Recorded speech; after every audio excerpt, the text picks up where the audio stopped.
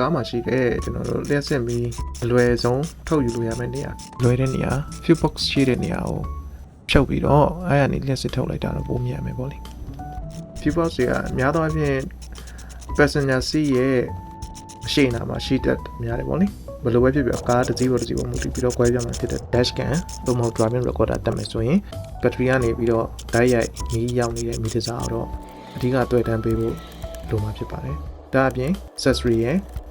accessory ဆိုတာကားကိုဆက်မလို့ပဲနဲ့ကားကိုတော့လှည့်လိုက်လို့ dashboard ကမီးတွေလင်းလာတဲ့အခြေအနေမှာရောက်နေတဲ့မီးပေါ့လေတွေ့တန်းပေးရမယ်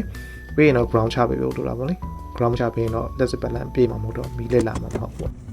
driving recorder ပေါ့မူတည်ပြီးတော့ဗီတာမင်ကလိုအပ်တယ်ပေါ့လေတိုင်းရဲ့ battery ကနေမီးတွေ့ထားပေမဲ့ချိန်လုံးကြီးတော့ battery ကနေပြီးတော့လျှက်စစ်ကိုသုံးနေမှာတော့မဟုတ်ဘူးပေါ့လေကျွန်တော်ကားမောင်းကနေစနှိုးလိုက်တဲ့အချိန်မှာဝင်ပြီးတော့စပြီး record လုပ်မယ်ပေါ့လေဒါဆိုလည်းရတယ်မဟုတ်ဘူးလားလို့မေးကြရှိတယ်ဗီတာမင်ကဘာလို့ထည့်တာလဲပေါ့လေဟိုအချိန်မှာလိုတာလဲဆိုတော့ဟိုကတော့ပိတ်ထားတယ်တော့ပိတ်ပြီးတော့ကားကိုထားခဲ့လိုက်တယ်ရောက်ကနေပြီးတော့ကားကိုလာတိုက်တာပဲဖြစ်ဖြစ်အခုပြုတ်ကြလို့ပဲဖြစ်ဖြစ်ရုတ်တရက်ကားတုံခါသွားတဲ့အချိန်မှာပေါ့လေညာနေကနေပြီးတော့လက်စစ်ကိုယူပြီးတော့ record လုပ်လိုက်တယ်ပေါ့ driving recorder တွေမှာ G sensor ဆိုတာပါတတ်တယ်ပေါ့ G sensor ဆိုတာ gravity sensor